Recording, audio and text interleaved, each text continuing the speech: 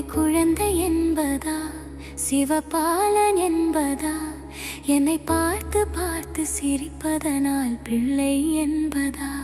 உன்னை குழந்தை என்பதா, சிவபாலன் என்பதா, என்னை பார்த்து பார்த்து சிரிப்பதனால் பிள்ளை என்பதா? உன்னை அழகன் என்பதா, அருள் வடிவம் என்பதா?